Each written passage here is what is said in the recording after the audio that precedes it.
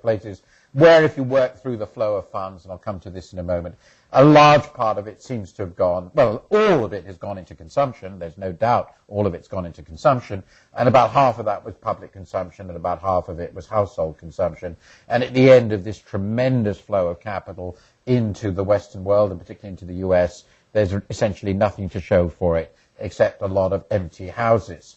This is a fairly tragic and grim story, it seems to me, in terms of the misallocation of global resources.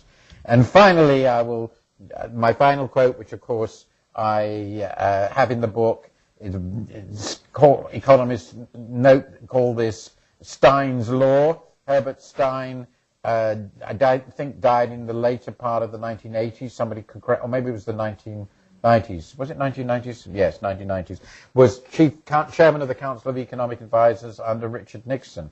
And despite that, was an astonishingly witty, amusing, and delightful man. I've always found this very fascinating.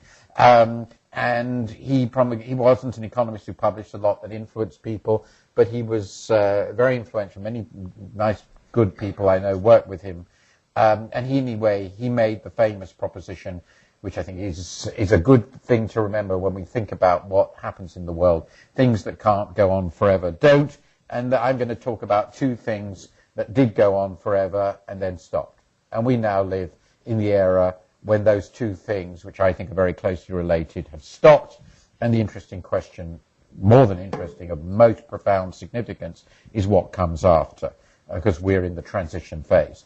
What I'm going to start about how we got to this disastrous situation. That is rooted in the book. For those who've read the book, you'll be happy to know that most of this analysis goes beyond it. It's not, I'm not going to repeat what I said in the book because, of course, as you all know, the book's analysis essentially completed a year and a half ago, that being the problem with academic publishers. So I'm going to bring it up to date. Then I'm going to talk about the crisis, the response. I'm going to talk a bit about scenarios for the future. And then I'm going to try and focus, if I get through quickly enough, on the reform questions, which are a central part of the book, because I am arguing that one element in getting out of this mess, and I don't wish to stress that it's more than just one element, but I can't talk about everything, is the so-called rebalancing of the world economy. I don't think it is possible to imagine that we're going to get back to sustainable growth in the world economy in which, as we experienced in the earlier part of this decade, in the US, in the UK, in Spain, in Australia, domestic demand, predominantly consumer demand, grew faster than disposable income year after year after year, therefore by essentially creating the excess demand which absorbed the excess supply or excess savings as it was growing in the rest of the world. That's not a balanced growth model, it's not sustainable, and so we've got to think about something else. And then I'm going to have a brief assessment. Now, I'm going to talk about, as I said, destination disaster, and let me stress, I'm not talking about the details of the financial sector, about derivatives and all the rest of it, not because I haven't thought a lot about these things recently, but because I just don't have the time to explore those dimensions of the catastrophe, and probably don't have much to add to what people already know. The first thing is the imbalances story.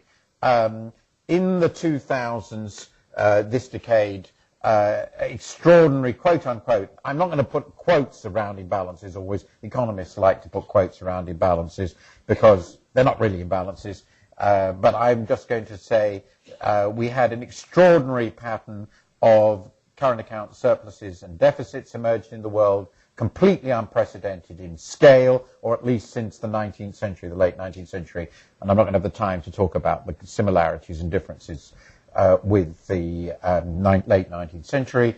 And these emerged after the Asian financial crisis and got more significant in this decade.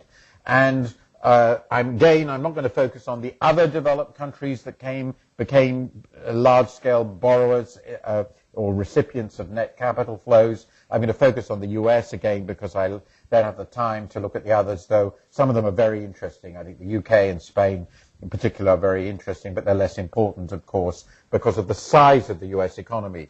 And this is really the important point. When the US emerged as borrower of last resort, within the US, by definition, if a country, its people, its residents, are spending more than their income, there must be people or entities within that country that are spending more than their income. And it turns out that the most important such group in the US case were households. The same is true in the UK, and also the government. We'll come to that in a moment. And this process is essentially now at an end as consumption and residential investment, which are the two components of that excess spending by households, are slashed. And I've got a chart which goes up to the third quarter which shows that. Now, why did this happen? Why did we have this phenomenon, which is, I think, really quite extraordinary, and it's what got me into being interested in this topic, that we had a large number of predominantly poor countries, though not exclusively, and China is the most important example, exporting vast savings to rich countries. I mean, when we, 30 years ago, I was working at the World Bank, and we thought about what would happen if we opened up the world's capital markets, we liberalized in the way we have. The normal assumption is we would get the sort of world we had in the late 19th, early 20th century, when money flowed from the then most advanced country, the UK, to the then emerging countries, of which, of course, the US was a particularly important example, Argentina, Australia, Canada, and so forth. This is not what has happened this time. This time, after a series of big crises, all of them associated with previous capital inflows into these countries, all of which led to massive financial crises documented in my book, these countries stopped importing capital and started exporting it. And the sums involved were very, very large, way in excess from developing countries alone of $1 trillion a year. China is itself far and away the world's largest capital exporter, now roughly as big as Germany and Japan put together, the second and third countries, and China's current account surplus has been well over 10% of GDP for the last 3 years. So that's really not what we would expect to see. It's a very extraordinary phenomenon. Now, I argue in the book that a part of what led to this, and there's more to it, is the major financial crises of the late 1990s, which convinced many governments, including the Chinese, in my view, that it was incredibly important to run policies that avoided the slightest risk of running a large or an appreciable current account deficit and ending up, as you always did with large current account deficits, or nearly always, with large short-term foreign currency borrowing and associated currency mismatches in your financial system. One of the features, if you started becoming a large-scale borrower, you almost automatically ended up with large-scale foreign currency debt in your financial system, predominantly, of course, dollar debt. Now, when you got a period very much like today, you can see this in emerging economies now, when what a very good and important Latin American economist Guillermo Calvo at Maryland calls a sudden stop happens. You get a sudden cessation in capital inflow because there's a shock to the system and confidence is gone, really what happened to the world after Lehman. Then currencies collapse because there's no more foreign currency inflow, and because the currency collapses and because there's so much foreign currency borrowing in the system, you get a tidal wave of bankruptcy in the financial system, in the non-financial corporate sector usually as well, and those crises created huge collapses. And this is just the story of what happened to Indonesia, Korea, Malaysia, this is South Korea, of course, and Thailand, when the collapse occurred. That is from the book.